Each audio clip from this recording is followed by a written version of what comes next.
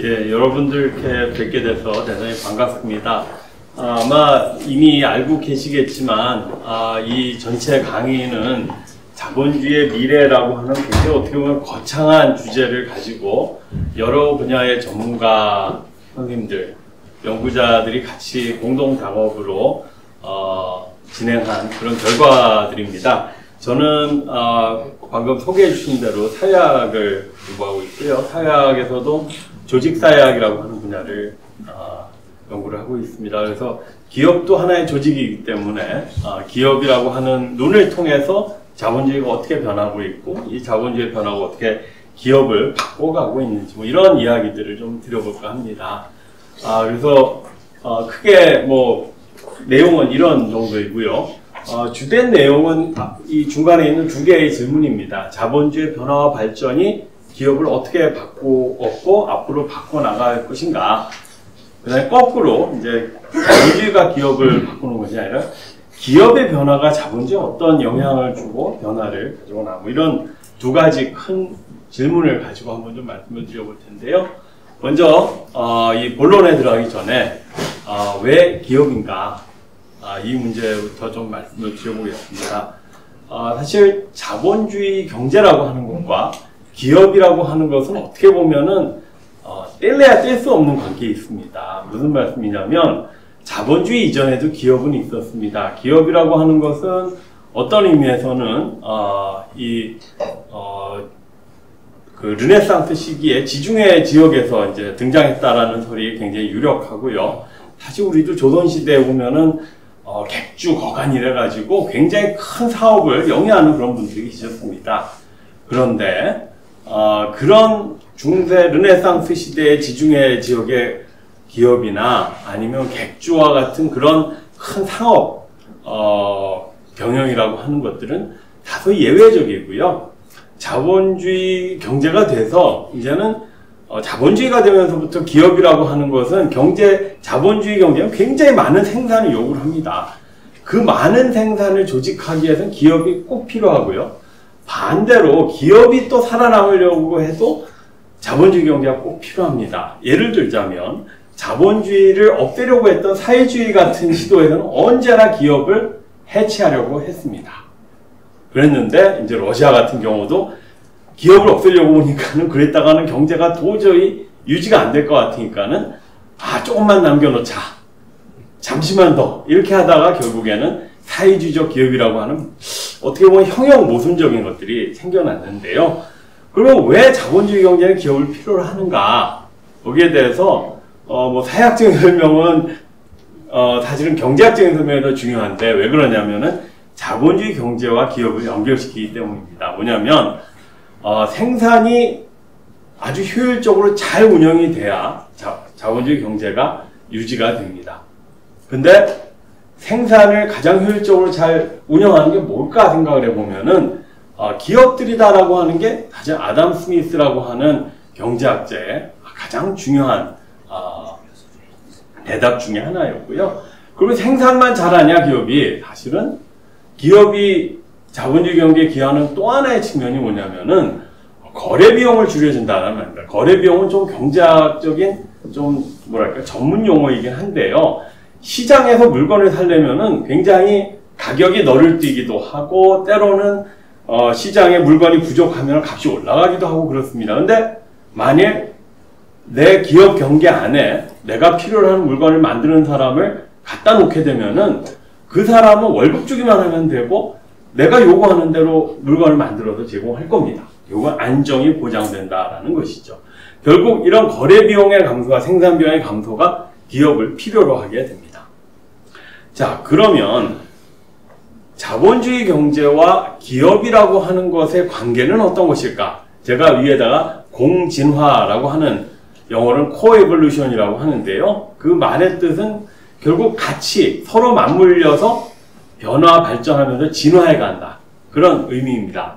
그랬을 때 자본주의 경제와 기업의 관계는 어떤 것일까? 저는 그것을 생태학적이다라고 설명을 합니다. 뭐냐면 생명체가 살아남으려면 환경이 필요합니다. 적절한 자연 환경이 필요하죠.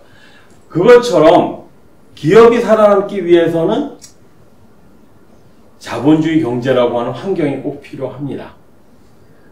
시장이 없으면은 필요로 하는 물건, 원료를 구하기도 힘들고요. 생산된 물건을 갖다 팔 곳도 별로 없습니다.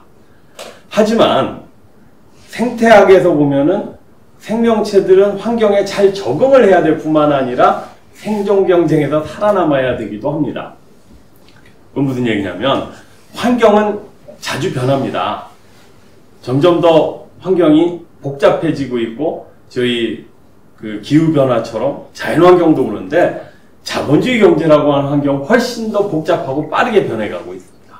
그렇기 때문에 기업은 거기에서 적응을 하려면은 계속 변화에 쫓아가는 그런 변화를 시도해야 되겠죠, 스스로.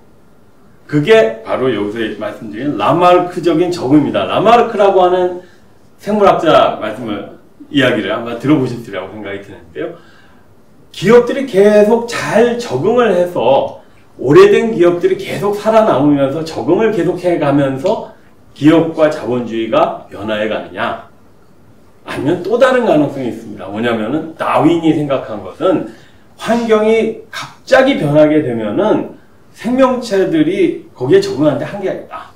결국은 낡은 것들은 사라지고 도태되고 새로운 것들이 등장해서 새 환경에 맞는 새로운 것들이 등장해요. 새로운 자본주의 경제에 맞는 새로운 기업들이 등장해서 교체를 해나갈 것이다. 그것이 바뀌는, 변화하는 자본주의 경제와 기업이 함께 변하는 또 하나의 시나리오가 되죠. 어느 쪽이 더 지배적인가? 어느 것이 더 많이 일어나는가? 사실은 그 질문을 많은 조직을 연구하는 사회학자들은 하고 있습니다. 그래서 사실은 이 질문을 가지고 결국은 이 두 가지가 모두 공진화인데 어떤 메커니즘이 더 우세한가를 한번 생각해 보는 것이 어떨까라는 생각이 들고요. 먼저 자본주의 경제가 기업을 어떻게 바꾸는가, 먼저 자본주의 경제가 어떻게 바뀌는가부터 먼저 말씀을 드려보겠습니다. 아마 이 세 가지 글로벌화, 디지털화, 금융화라고 하는 것에 대해서 못 들어보신 분은 없을 거예요. 너무나 잘 이해하고 계실 거라고 생각을 합니다. 글로벌화, 기업들이 이제는 국경을 넘어 다니죠. 근데 국경을 넘을 뿐만 아니라 이제는 국경의 의미가 점점 더 약해지고 있다라고 하는 의미입니다. 대표적으로 중국과 우리, 미국이 중국하고 좀 약간 거리를 두기를 바라니까는 기업들이 굉장히 어려워집니다. 왜냐하면 그만큼 우리는 세계 경제의 가치사슬, 국제 분업 질서 안에 뿌리 박혀 있었던 것이죠. 우리가 2008년도 세계 경제 위기를 빠르게 극복할 수 있었던 것도 중국의 덕을 본 겁니다, 사실은. 근데 또 지금 환경이 급격하게 바뀌는 거죠. 그뿐이 아니라 이제는 글로벌 금융의 영향력도 굉장히 커지고 있습니다. 두 번째가 디지털화인데요. 여기서 인지자본주의라는 말을 잠깐 설명을 드리고 넘어가는 게 좋을 것 같습니다. 예전에는 자본주의에서 돈을 벌려면 새로운 물건을 잘 만들고 그 다음에 효율적으로 만들고 좋은 물건을 만들면 됐습니다. 그런데 지금은 무엇을 해야 앞서갈 수 있을까? 많은 사람들이 얘기하는 것은 사람들이 무엇을 생각하고 무엇을 느끼고 무엇을 필요로 하는가를 알아야 된다. 그게 바로 인지자본주의입니다. 사람들 머릿속에 들어가라. 어떻게 머릿속에 들어갈까요? 이른바 빅데이터와 알고리즘이 그것을 다 디텍트 해가지고 다 알려주기 때문에 가능합니다. 그것을 기업을 하는 사람한테 알려줄 뿐만 아니라 사실은 기업이 원하는 생각을 사람들이 하도록 하기도 합니다. 두 가지 측면에서 인지자본주의가 작동하고 있다고 생각을 할 수가 있겠죠. 그것을 잘하는 기업이 어딜까요? 플랫폼 기업입니다. 저희 가파라고 하는 이름이었는데 요즘에는 가파의 G인 구글이 알파벳으로 바뀌고 그 다음에 그 F인 그 페이스북이 이제는 메타라는 이름으로 바뀌어가지고 이제 그 말은 잘 안 쓰죠. 하지만 그 네 회사가 그런 일을 잘하고 있는 회사 아니겠습니까? 결국은 과거와는 확실히 달라진 자본주의 모습입니다. 세 번째가 금융화인데요. 금융이라고 하는 것이 기업들, 예전에는 물건을 잘 팔면 됐는데 지금은 주가가 올라가야 좋은 기업이 돼버리는 세상이 됐다. 이렇게 말씀을 드릴 수가 있겠습니다. 그래서 이런 변화가 어떤 변화를 가져오고 그 다음에 기업들은 어떻게 변할까? 그 중간에 있는 환경의 변화를 저는 다양성과 가속성과 불확실성이라는 걸로 표현을 해보고 싶습니다. 글로벌화가 되다 보면 결국은 기업이 직면해야 될 시장들이 다양해집니다.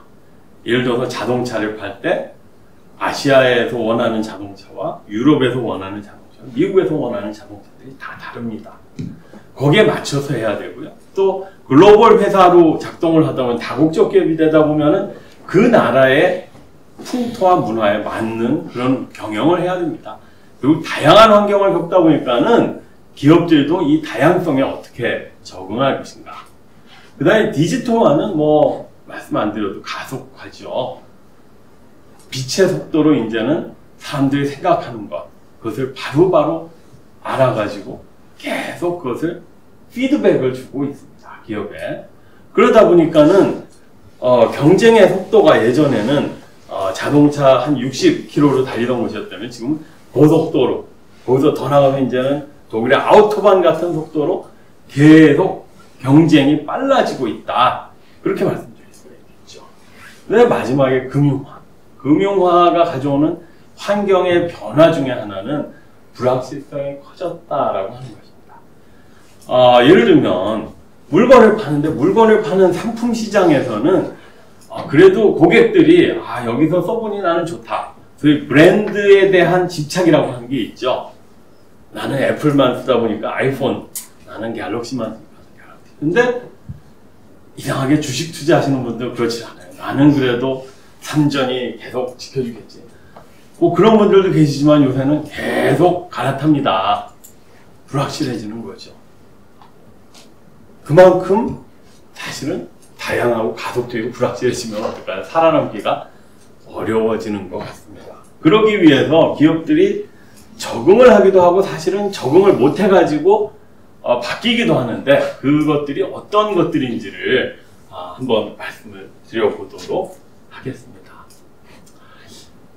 첫 번째로 기업 구조가 유연화된다. 이것은 보시면은 유연화되는 건 불확실성이 커지다 보니까 거기에 유연화해진다.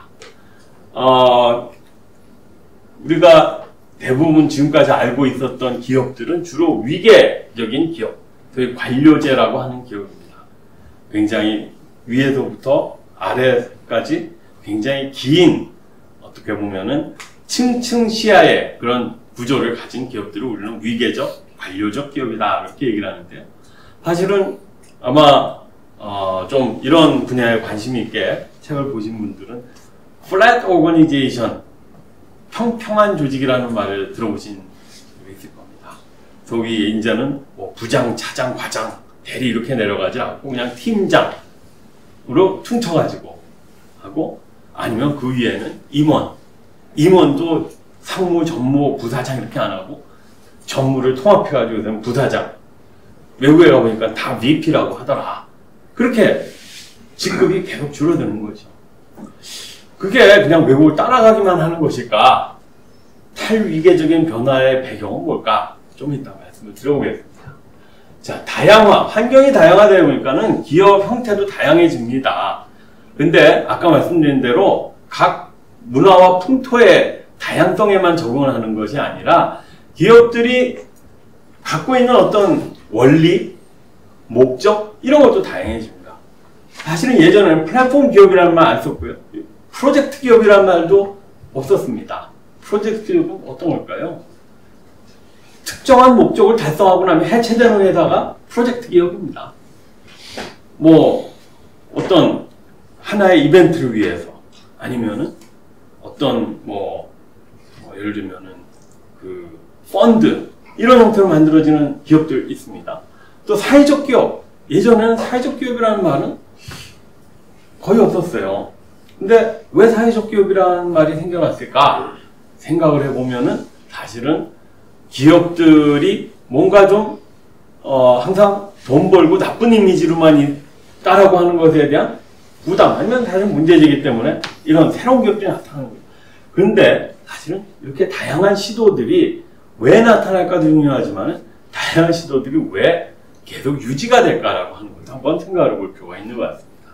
마지막으로 생애 주기가 단축된다. 이 얘기는 기업들이 만들어지기도 어렵고 사라지기도 어려웠던 그 분위기에서 이제는 기업을 만들기도 쉬워지고 그 다음에 기업이 없어지는 것도 빠른 일종의 빠르게 교체되는 그런 변화가 나타나고 있다. 자, 거기서 생성과 소멸이 동시에 증가하고 있다는 것인데요. 먼저 구조적 유연화를 잠깐 말씀드려보겠습니다. 아까 탈위계적 조직으로 이렇게 두 가지 영어로 헤테라키라는 것과 홀라크라시라고 하는 말이 적혀 있었는데 간단하게 그 아이디어와 이 조직들이 어떤 것들인지 말씀을 드려보겠습니다. 헤테라키라는 말은 시스템 공학 혹은 시스템 체계 연구에서 등장하는 말인데요. 여기서 보면은 헤테로라고 하는 말은 이질적이다라는 말입니다. 뭐냐면은 기업의 조직은 통상 이렇게 맨 위에 우두머리가 계시면은 거기서 명령이 딱 일직선을 타고 쭉 내려옵니다. 이것은 명령의 일관성. 다들 어떻게 보면은 같은 생각을 하고 같은 어떤 라인에 따라 가지고 일을 하게 되는 일사불란한 조직, 군대적인 조직이죠. 자, 그런데 이 아래를 보시면은 위에가 일단 없습니다. 그리고 이 중간 관리자에 있는 사람들이 서로 연결되어 있습니다. 왜냐하면 위에 사람하고 연결이 없어졌기 때문에. 이게 뭘까요? 굉장히 다른 생각과 아이디어와 그런 것들을 가진 사람들이 서로 협의를 하면서 기업을 이끌어가고 있다. 그러니까 이질적인 것들을 허용하는 조직이 된 거죠. 그러면 어떻게 해서 이렇게 됐을까? 이 위에 있던 사람의 우두머리에 연결된 사람들을 서로 옆으로 연결시키면 결국 네트워킹에 의해서 이 위에 이 우두머리가 필요 없어지는 조직이라고 하는 이 헤테라키라고 하는 것이 바로 이런 것이고요. 비슷한 아이디어인데 조금 다르게 설명하는 것 중 하나가 이 홀라크라시라고 하는 것입니다. 이 홀라크라시라고 하는 말은 홀론이라고 하는 말에서 나옵니다. 철학에서는 이것을 영어로 the whole, 총체적인 것, 전체적인 것이라고, 독립적인 전체. 그건 무슨 얘기일까요? 여기에 있는 이것이 피라미드적인 관료, 위계적 조직입니다. 그런데 역시 여기도 위에서 하향식으로 계속 전달이 되는데 이 위에를 날려버린 그런 조직입니다. 그러면 어떻게 될까? 여기에 있는 이 다양한 팀에 있는 사람들이 서로 섞여가지고 팀으로 묶이고요. 이 팀들이 일종의 자립적으로 운영을 합니다. 그리고 이 팀들 간에 조정을 하는 역할이 존재하는 거죠. 그게 뭐냐면 이 팀의 팀장들입니다. 사실은 여기랑 굉장히 비슷하죠. 근데 미리 말씀드리자면은 이거는 지금 아직까지도 이상적인 것이고 실험적인 것이고 이것을 시도한 조직들이 있다 뿐이지 이런 조직들이 아직 주도적인 조직이 되지는 않습니다. 하지만 앞으로 이런 방향으로 바뀌어갈 것이다라는 얘기는 굉장히 많이 하고 있습니다. 그럼 현실은 여기와 여기의 중간쯤이 되겠죠. 아마 이쯤에 있지 않을까 저는 그렇게 생각을 하고 있습니다. 한국의 기업들 대표적으로 위계적인 조직이었습니다. 근데 지금에 와서 보면은 기업들마다 굉장히 달라요. 어떤 기업을 가면 좀 더 수평적이고 어디는 좀 더 수직적이고 사실은 그것도 다양성이기도 하고요.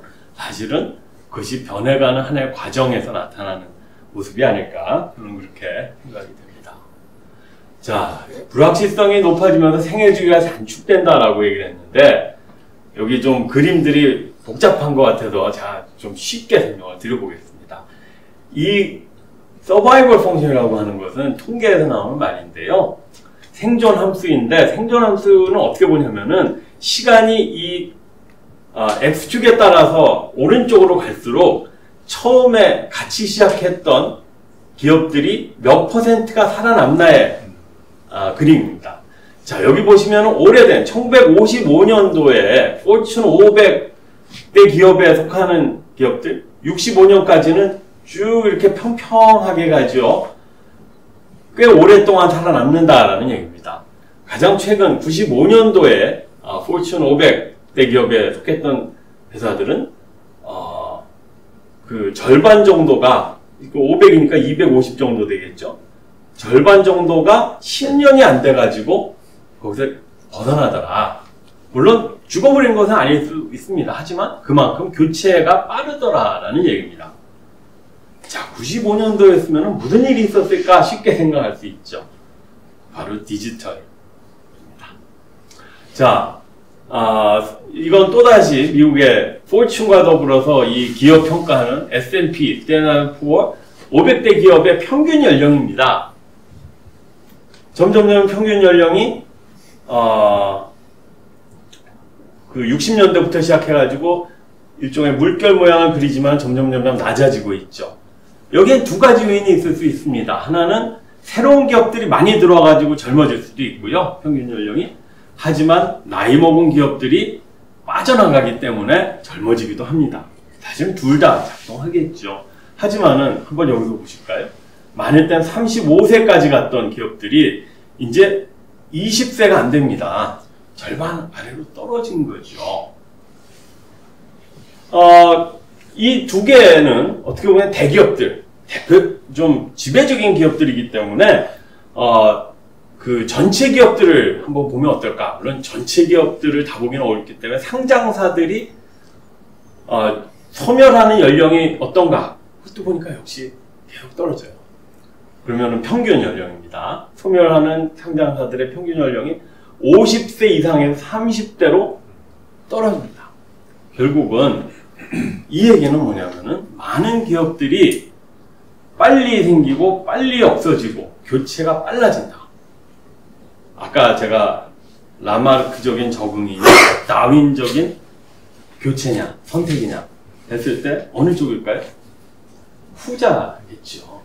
그쪽으로 더 가고 있다. 왜 그럴까? 더 빨리 변하기 때문인 것 같다. 더 적응하기가 그만큼 힘들다. 사실은 기후변화가 오니까는 더 춥고, 사실 기후변화는 그냥 평균 기온이 올라가는 것이 아니라 사실은 추울 때 훨씬 더 춥고 더울 때 훨씬 더 덥고 그만큼 극단화되고 있다라고 하는 의미를 가지고 있지 않겠습니까? 사실은 그만큼 적응하기가 어려워지고 있다. 이렇게 말씀드릴 수도 있겠죠.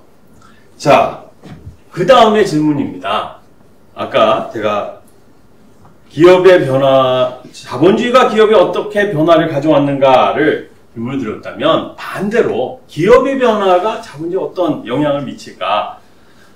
저는 기업의 변화와 관련해서 크게 두 가지를 생각해 봤습니다. 첫 번째가 양극화입니다. 불평등이 커지고 있다는 것이죠. 뭐 전혀 이것도 설명이 필요하지 않습니다만은 왜 그렇게 될까? 사실은 궁금합니다. 자본주의가 나쁘기 때문일까요?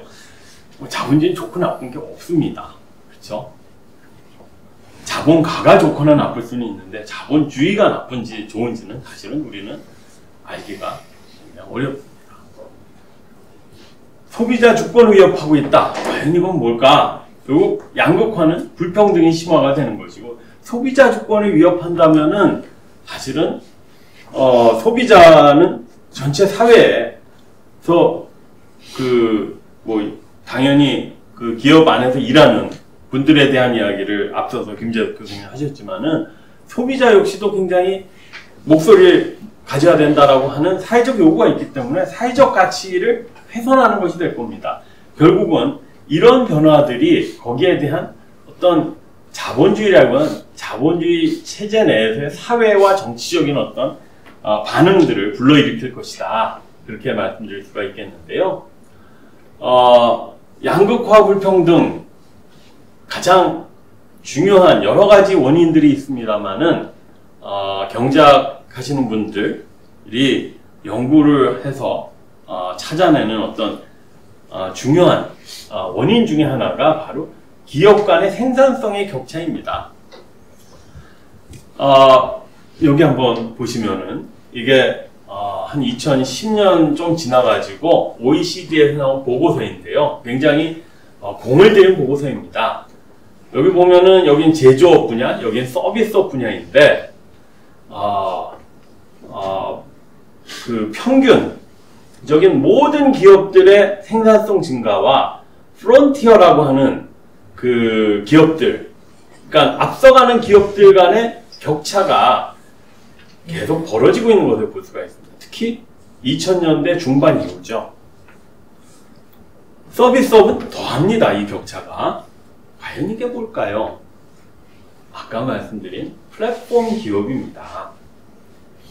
사실은 근데 이 플랫폼 기업들이라고 하는 게 격차가 커질 뿐만 아니라 어떤 기업들이죠? 가파는 생긴 지가 30년이 채 안 된 기업들입니다. 한 20년 정도.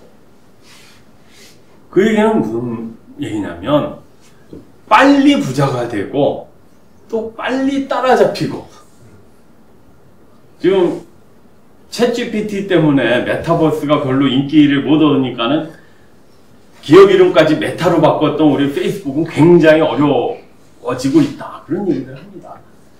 판단 한번 잘못하면은 이게 바로 계속 따라잡히는 그런 경쟁 속에 놓여 있다라는 얘기죠. 그 얘기는 또 뭐냐면 이런 잘 나가는 기업과 여기에 일반적인 기업 혹은 거기에 못 미치는 기업들 간의 격차는 점점 커질 겁니다. 그 다음에 기업 내 보상의 격차. 기업 내 보상의 격차를 생각해 보면 사실은 그거는 뭐 90년대부터 미국에서는 나타났었고요. 한국에서도 나타나고 있지만 한국은 조금 특수한 사정이 있습니다. 뭐냐면 회사의 임원, 그 다음에 CEO와 전체 임금, 나머지 사원들의 전체 임금이 점점 격차가 벌어지고 있다는 얘기입니다. 왜 그럴까? 뭐 여러 가지 설명들이 있는데요. 그 중에 하나가 앞서 말씀드린 금융화입니다. 왜냐하면 누가 CEO가 되느냐에 따라 가지고 기업의 주가가 또 확 바뀝니다. 그러니 물건을 잘 만들고 뭐 그렇게 해가지고 열심히 일을 해서 기여하는 것보다 사실은 주식시장에 그만큼 영향을 미친다라는 것 때문에 CEO들의 어마어마한 보수가 값어치가 있다라고 하는 뭐 그런 경향 논문들도 있습니다. 한국은 왜 다를까요? 한국은 오너 있는 기업들이 많기 때문입니다. 오너가 실제로 CEO를 안 하시게 되면은 아무래도 좀 신경이 쓰인다라는 설명들이 있는데, 하지만 그럼에도 불구하고 한국 역시도 커지고 있습니다. 그러면 미국은 원래 그런 사회 아니었냐? 그렇지 않습니다. 미국의 20세기 중반, 1950년대 이전에는요, 기업 경영자들이 내 월급을 올리지 말고 전체 사원 평균 연봉을 올려줘라. 그런 결정을 한 분들이 많았다라는 얘기예요. 근데 그럼 지금 그렇게 하면 안 되냐? 지금은 그렇게 하면은 주가가 떨어진다라는 얘기입니다. 결국은 이 모든 것들이 결국은 불평등을 심화시킵니다. 어떤 회사에 다니느냐? 그 다음에 왜 빨리 임원이 되면 빨리 나가야 되는데도 불구하고 왜 빨리 올라가려고 하느냐? 다 불평등과 격차 때문이죠.